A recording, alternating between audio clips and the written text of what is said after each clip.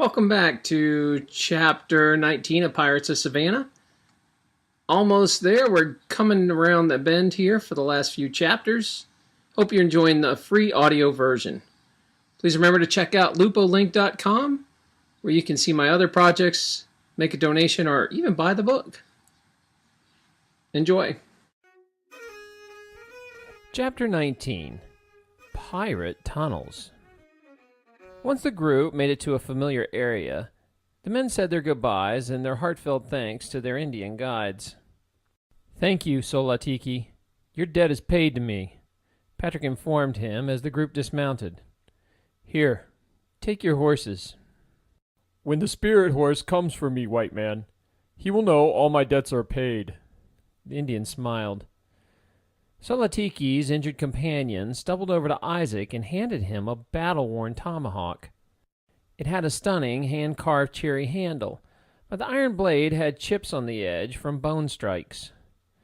Isaac was grateful for the gift and locked wrist with the injured Yamacraw to show him respect. Patrick nodded his head, and the Indians quickly made their exit. The four walked into Darien and back to William's farm without any pursuers. Perhaps the British would assume the Spanish poisoned them, or that Garland had fled to join the Spanish. They were just glad to be far away from the war. The group settled into William's home, but kept a nervous eye out. "William, do you think any of the other soldiers recognized you at Fort Frederica?" Patrick asked with concern. "No, lad. I do not recognize the guards, and the camp be pretty much empty. I think we be out of the fire now," William surmised. "Ouch!" Garland yelled. Patrick smashed a large green horsefly on Garland's arm, leaving a smudge of blood and fly parts. "I'm still not used to all these biting bugs. Oh, and the heat is brutal. They might have well built Savannah on the fucking sun," Garland complained. "Patrick, methinks the three of you best stay here for a few days and lay low while I put the word out that you need a ship to Cape Fear," William advised. "Look at you three men. Come off with your coats. Look how filthy they are. It'll take me all morning to dust these out," Deborah cut in. The three men handed over the riding jackets, which were covered with Georgian red clay. It was an exercise in futility to try and wash them, as the dust would turn to clay and stain the fabric. Deborah instead hung the coats on a rope outside and began brushing them with a small hand broom. She called Lorne and Lindsay to help, and with forceful strokes they brushed until red dust filled the air. William enjoyed watching his family do mundane daily chores like brushing. He was settling into the idea of a quiet farming life. "Patrick, did I tell you? I took some of me gold and ordered a fold of Kylo," William announced proudly. "What are those?" Garland questioned. "They be Highland cattle. Hairy beast with long horns. They're black, red, or yellow, but I ordered dun," the Scot explained. "What is dun?" Isaac queried. "For Christ's sake, have none of you ever worked a farm? Dun is the color between sandy yellow and reddish brown. Their bodies be lighter than their tails and manes," William explained. "I be figuring Savannah is getting dangerously low on wild game. I could stand to make a killing on cattle here." "That's a fine idea, William. Just figure out a way to keep Oglethorpe's troops from up and stealing your cattle when they get hungry," Patrick warned. "Aye, Darien's building a network of spies. We'll know hours before the king's men ever arrive. Plenty of time to be hiding the cattle in the swamps and woods," the kilted man explained. Later, William dispatched word that the men needed silent passage back to the Argyle colony through his clan network. As the men relaxed, William explained the local goings-on of the Darien colony. "The Highlanders have lost their trust in Oglethorpe. After most of the men in this town were killed or were captured at Fort Mosey, he changed ancient Scottish law. That angered the old traditional men of the village something awful." "What did Oglethorpe change?" the Jewish man wanted to know. "The arrogant bastard changed inheritance rights to tail general. ignoring hundreds of years of tradition of tail male rights. William pouted. I'm not following you. What does that mean? Patrick questioned. It means bloody women can inherit and own land now, he snapped. Aye, lad. Everything is changing after the Fort Mose massacre. Remember, the trustees of Georgia paid for us to move here and be their soldiers. The trustees forgot that Scots don't care for authority none and are not easily controlled. We fell out of favor rather quickly. In 1739, 18 of the most prominent members of Darien colony signed the first petition against the introduction of slavery into Georgia. This was a response to please Oglethorpe, because the trustees and inhabitants of Savannah wanted to lift the prohibition on slavery. Since then, most of the people of Savannah have hated the Scots of Darien. Allowing women to own land was a real spit in the eye to us. Many kinfolk be ignoring their soldiering obligations and have moved to South Carolina. If things be staying like this in Georgia, we might be joining my kin as well. Many men, myself included, will no longer ride with the Highlander Rangers or march with the Highlander Independent Company afoot. We feel all the deaths at Fort Mose fulfilled our obligation to king and country. Wherever you end up, we will find you and raid your wife's wonderful haggis. Patrick smirked. The men had a hearty laugh and reveled in their fellowship. A day later, Patrick finally caught up with Garland alone, out by the stream washing a cooking kettle. So, after our family passed, what did you do?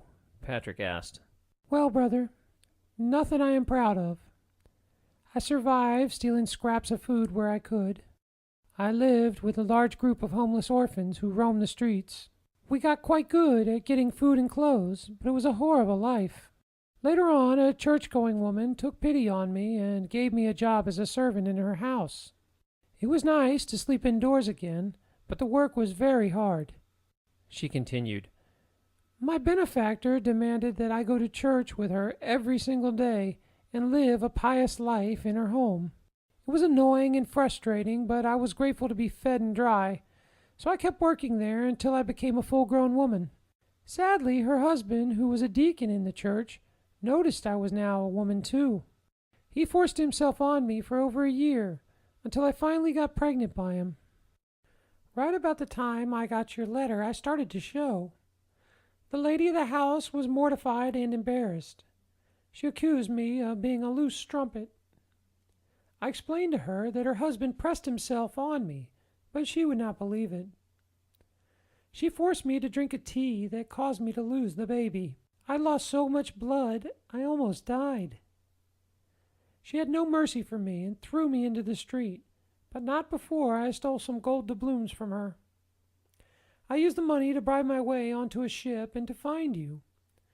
Once I was aboard, the captain double-crossed me and sold me into indentured service.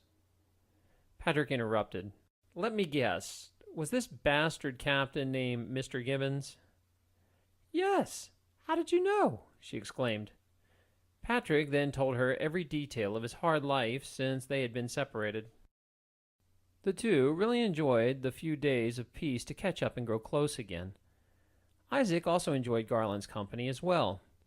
Unlike Patrick, she was very interested in his religion and wanted to know every detail about it. She told him how she enjoyed learning about all different religions and wanted to know all about Judaism. Isaac and Garland stayed up late at night, discovering and debating the differences in their beliefs. A week had passed, and William finally had some news.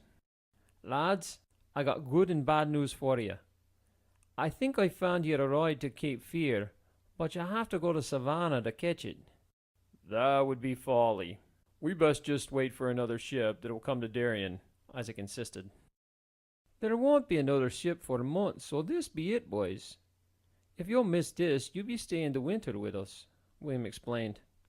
We promised Marianne we would be back to help them with the harvest and see the baby born. We have to risk it, old friend, Patrick reasoned. Well, if it'll help your chances, there is a shady tavern built on the bluff right near the trustee's garden. The garden is falling apart, and they're talking about cutting it up into lots for residents. Some people have already built a few structures over in the garden in anticipation. One of the houses has become a den for the illegal spirits, a legal trade, and a place to bed for known men. You will know it by the triple lanterns it has in the front and its tabby walls. If you go at night, you should be able to get to that tavern without being noticed. There you'll be able to barter for passage to Cape Fear anonymously, the Scot explained. Well, it'll give me a chance to get my gold. We have to do it, Isaac, Patrick resolved. Fine, but if you get my neck stretched, I will follow you around cursing you in the afterlife, Isaac threatened. Well, at least I'll have a friend to keep me company in eternal damnation. Patrick laughed. Isaac became serious and mumbled. It is not funny to joke about damnation. You tempt fate with talk like that. Sorry, my Hebrew friend. I forget how serious you take those stories. My apologies bestowed on to you, my brother. Shall we pack up and catch this ship tonight? Garland and Isaac agreed and began packing up immediately. William, I'm not sure when I'll be back this way, but you and your family are welcome to stay with me if you ever need a place. You are family to me, and Archibald would be very grateful for what you have done to help his family. I'll miss you, Sovereign Macintosh. Aye, lad. Come back soon. I'll miss you and the Jew, too.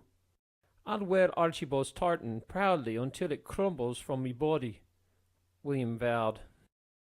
The men embraced, and Patrick, Isaac, and Garland were quickly on their way back to Savannah. They traveled by daylight so as not to tempt the road agents. By nightfall, the three had made it to the edge of the trustee's garden. Since Isaac had done nothing to alter his appearance, Patrick instructed him and Garland to remain hidden. He assumed no one would recognize him, clean-shaven and with new clothes, if Patrick was seen from a distance. I'm going to get my gold, he smiled as he left. Patrick cautiously scurried around the edge of the town, staying out of sight. At one point, he caught a glimpse of the Freeman's house, now occupied by a group of soldiers. They were laughing and drinking under the dogwood and were oblivious to Patrick's movements. He navigated into the swamp and quickly located his buried booty. He used a large oyster shell to dig in the moonlight, and the pouch was soon unearthed. He pulled the gold out in triumph and rattled it to hear the jingle of happiness. This gold is going to change my family's life for the better, he proudly thought. Before, he could not support those who supported him, but now everything had just changed.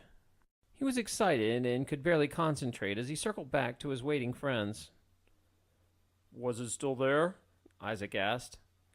Patrick smiled from ear to ear. Let's go book us a ship. Come on, let's get to the Three Lantern Pub, he ordered. It was surprisingly easy to locate after William described what they were looking for. They spotted the small brick building with 3 lamps hanging to the right side of the oak door. It was located right in front of the herb house. The illegal pub also had some stone stairs leading down to a rum cellar in the back.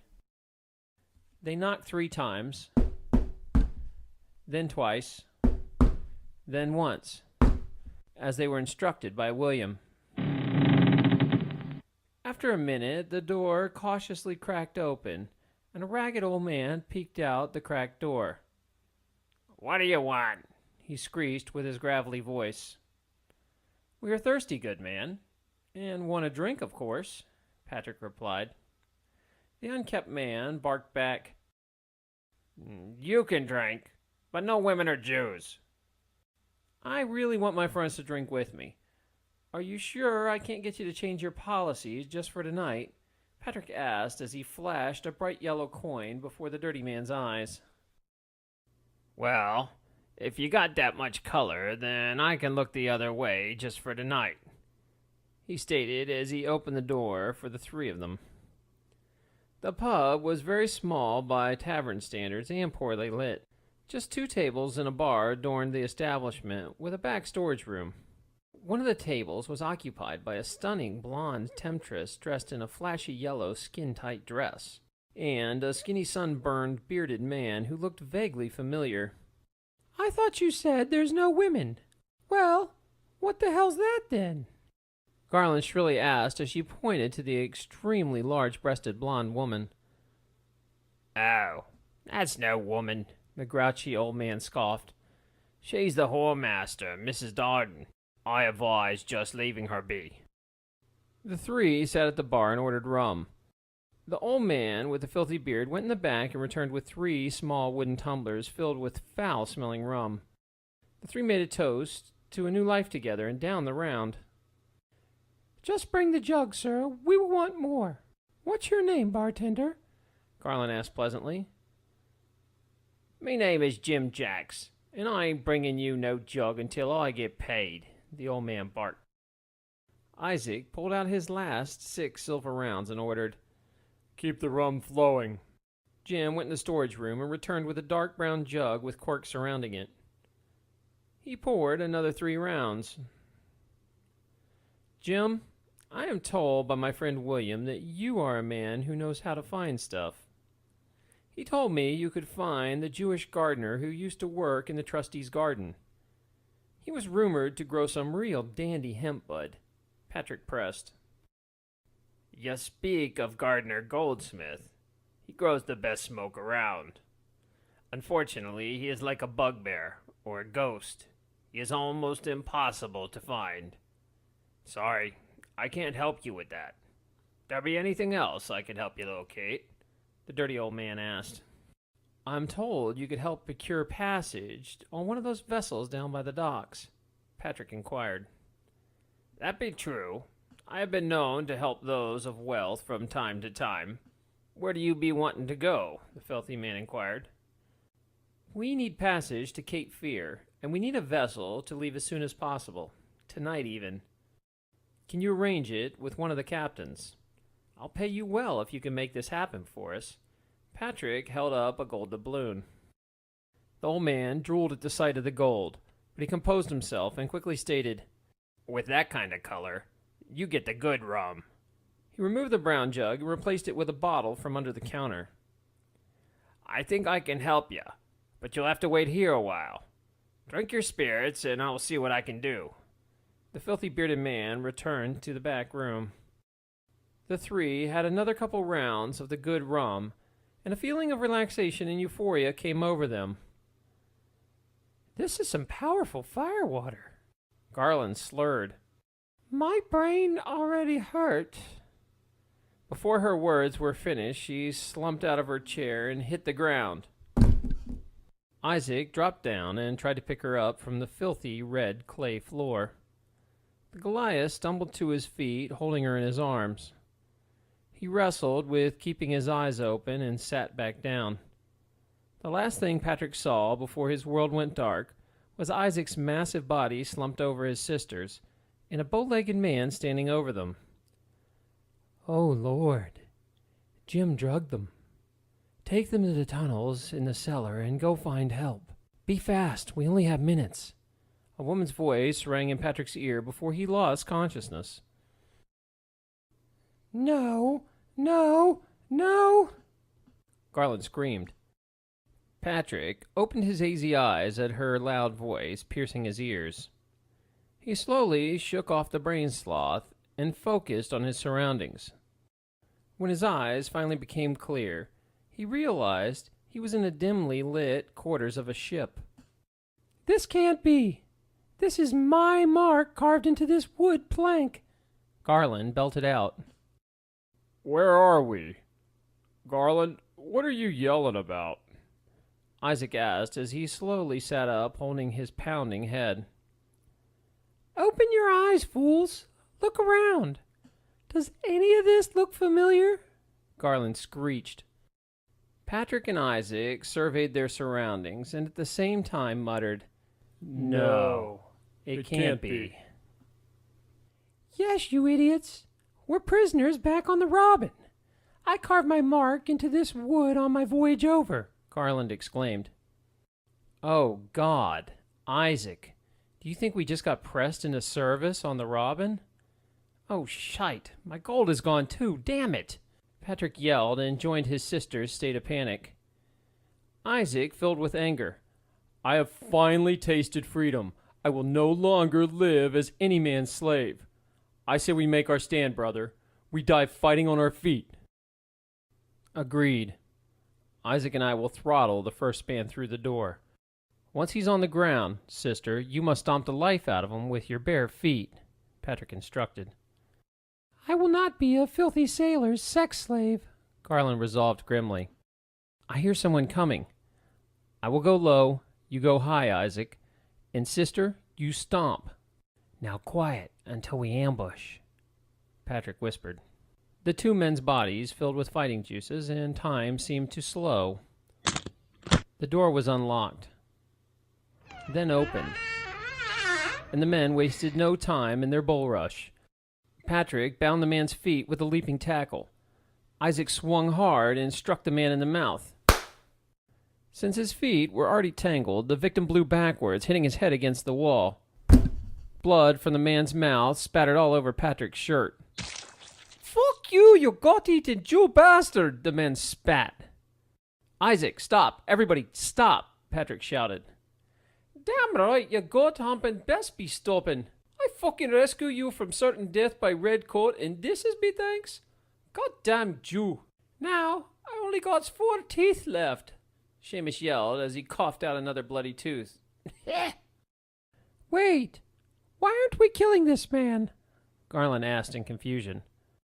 Isaac helped the small, foul-mouthed Irishman to his feet. I am so sorry, Seamus. We thought you came to murder us. So what in the name of Moses is going on?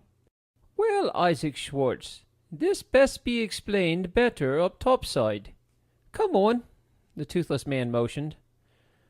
The small group made their way up the familiar old staircase of the Robin into the blinding sunlight. They could feel the old galleon rocking under their feet and knew they were in open waters. Why does my husband have blood all over him, Irishman? A woman's voice boomed. Ma'am, these crazy man-humping bastards played gladiator with me. That be my blood, Captain April Sky, Seamus responded. A tawdry-dressed, tattooed woman stepped out from the crew. Be it known, crew, April announced. Any of you even step on my husband's toe, and I'll burn you down. Isaac, Garland, and Patrick questioned April in unison. Husband?